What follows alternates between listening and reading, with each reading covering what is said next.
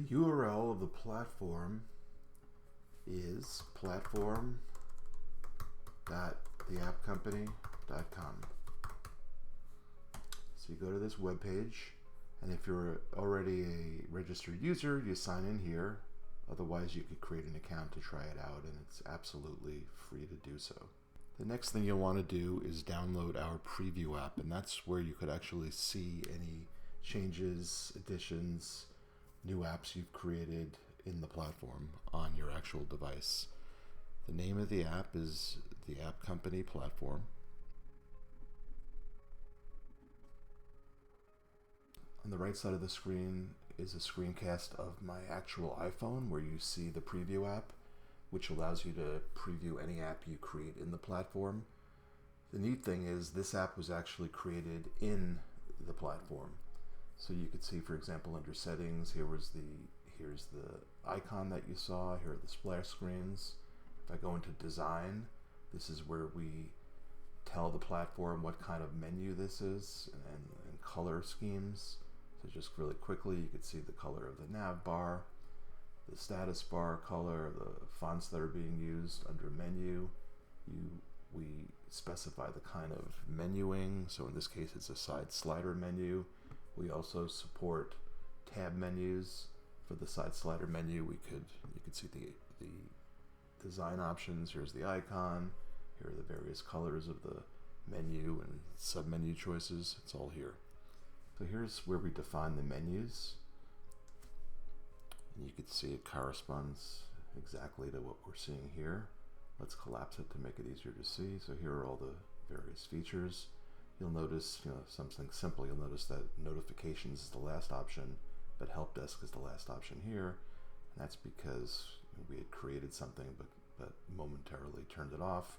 So any option could be deleted or hidden, and that's what you're seeing here. Let's expand. The first option is always going to be the home option. So this first option is what you're seeing here. We have many different menu types. The one that we're using for this app is what we call the slider and tab menu, which consists of a little slideshow and then tabs. And the tabs are anything you drag under here. So here we have home and app platform, which corresponds to these two options. We could open up this home option, which is what's being displayed, and we could see that's actually what we call our panel menu, which is just items that are displayed in panels. And you could see here are the four choices that correspond to these four choices. And then, for example, let's go into the slider and tab menu. Here's where we define the slideshow images and the duration of each image. So it's 2 seconds in this case. Then we have lots of other options. If we go into, say, featured apps, let's click on it.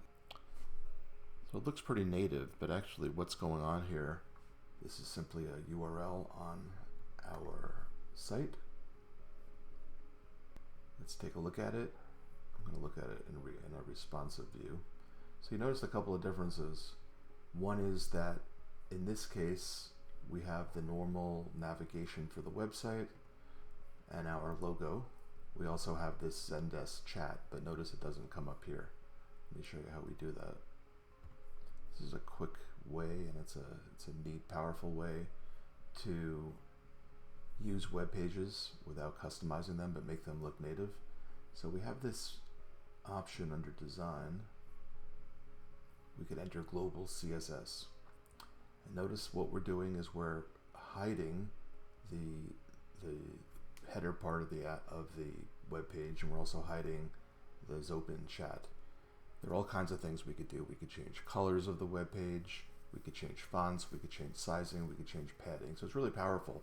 So if there are certain features of the platform that we don't want to develop natively, and we'll discuss that soon, we could do it via the website. So either you have the functionality in your website, and we can make it look native by hiding features, or you could build things in your website using off-the-shelf plugins or your own custom HTML. So a lot of the app can be done with HTML if you want to do things beyond what we currently support.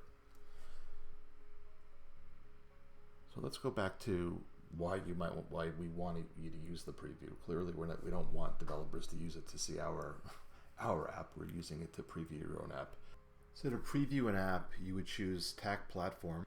So in this case, I'm going to enter the ID of a copy we've made of the USC Trojan Game Day app.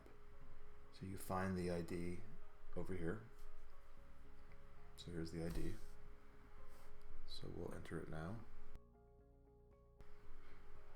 And then what's going to happen is the actual app will show up just, and the options will come in just the way they're entered here in the CMS.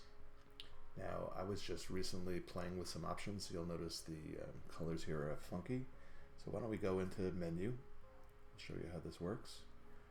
And this is there's all the various sports, which I'll show you really quickly in a minute. But if we go into football, this controls this slider menu, and actually you'll notice the aspect ratio is a lot taller than both the TAC preview app we showed you, and also if you happen to download this app from the store, you'll see it looks different.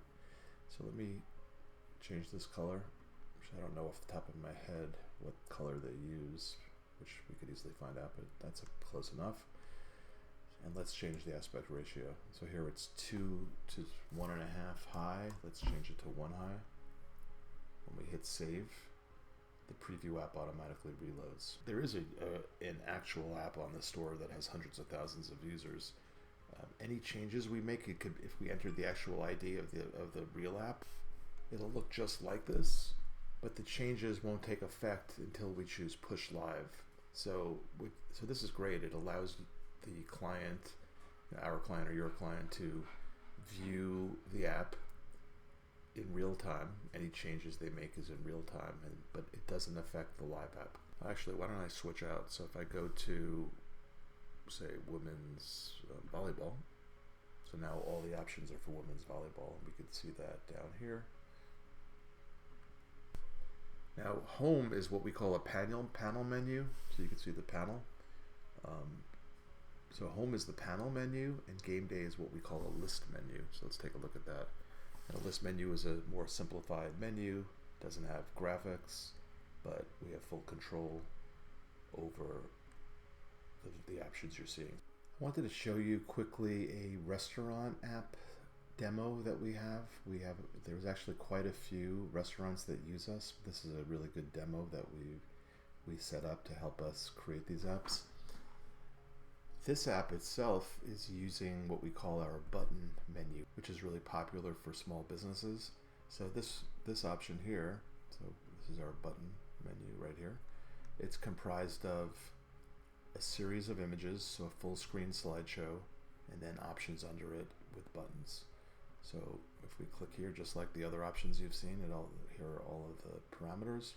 So we could enter full screen images, and then in advanced options we could decide where the buttons are displayed, to the bottom, middle, top, the padding from the top or bottom, and then we could define the button. So in this case it's red. Why don't we make it green? And instead of as much radius as we have, let's make it a little bit less. And then instead of 1 button per row, why don't we make it 2 buttons per row? And we'll save it. Now the app reloads with the changes we just made. Let's take a look at this online ordering. This is a nice way to bring in features that we don't have native to the app. So we do have quite a bit of features. We have playlists, videos, RSS feeds, photo albums, notifications. We have custom content maker similar to like a WordPress or an Elementor contact forms. But in this case, we don't have online food ordering.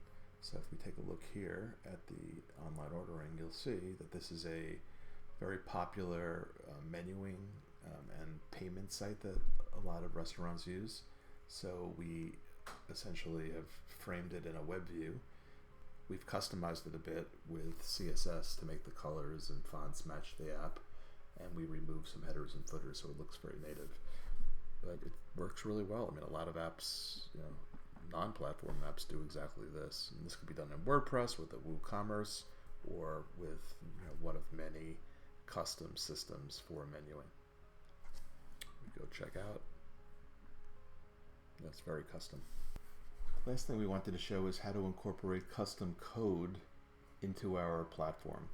So let me show you first a simple mapping demo that we did and a little bit more sophisticated. So we have demo 1 and 4. Why don't we start by bringing it up? So demo 1, which is right here, brings up Google Maps, and we enter in the address and the map type. This is actually, it's simple, but it's a custom plugin. It's not part of our platform. So notice we've just done this one just on iOS as a quick test. We create a view controller. Here we enter the name, and then we specify the options. And in this case, the options are address and map type. So this is done through what we call keys. So this is a way to build a CMS for users to enter in options that get passed to your custom code, in this case a view controller. We also support Android fragments. And you create this. You create the options for the user. So in this case, we have address. This is the variable name the parameter name that gets passed to your code, and this is what the user sees. We could group things in sections. I'll show you an example of that. We could enter help text, and then we have a lot of different form types. So this is a text area type. We support all kinds of different form types. And then you decide whether you want this to be in advanced options or just to appear at the top. And we have a default. So that's how that works. So let's go back. So once again, here's the address, here's the map type. Let me show you how that works.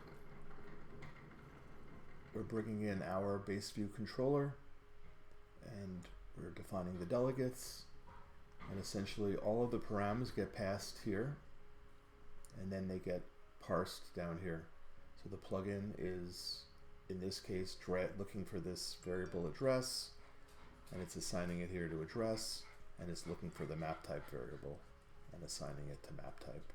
And then the code in this case uses a web view, and it passes to Google the various parameters. Now so let's look at an example of a more sophisticated mapping system that uses either custom Apple's mapping API or Google's mapping platform, and we've set up markers and categories. So let's first look at what the user sees. So for each pin we have a name and a color, and for each marker we have a name, a description, an address, longitude, latitude, what kind of pin it is. Here are the various pins. And then if we go over here, you can see if we select it, it shows you the name, the description, the address, and we could actually link out to Google Maps or Apple Maps to get directions. We could also hit the filter button, and we could choose to just have some of the pins show. So that's all done custom. And then if we look at advanced options, again, these are all parameters that we're creating and passing on to the app. This is where we control the icon of the filter, all of the colors, the center point, the zoom level, the type of map, everything to do with the pop-up. So let me show you how this actually works. If we go manage keys, we created all this. So we have what's called a grouping key. So this is a grouping key. And we could say for the grouping key, we could allow multiple values. In this case, we do. The user can enter multiple markers. And we could also say that if we want to have the values of marker available to other keys. We're not doing it for marker, but we actually are doing it for category. So let's take a look at that. So you notice the way for category, we say make this available to other keys. That's important because when the user is choosing to add a marker, we want that user to be able to specify the category. So that's how that works. And we're happy to go into more detail, but essentially this is a grouping key, and then all of the other keys are part of this grouping key, so they all go together, so they're all part of marker. And this is just drag and drop And we could also just do it here. So we could say select the grouping key. So marker name is part of this grouping key. And here's the code, the iOS code that's used for this one. So like before, we define our classes up here. All the parameters are being brought in here. And then it's a little bit more sophisticated, but this is where we're parsing out all of the various markers we're looping through and all the various categories. So everything goes here. So all of the CMS information is now passed to your code. That's a good overview, which should get you started and answer a lot of your questions. We're here to help, so if you find this interesting, we're happy to have a more detailed demo, and we'll also be putting out more videos in the coming weeks.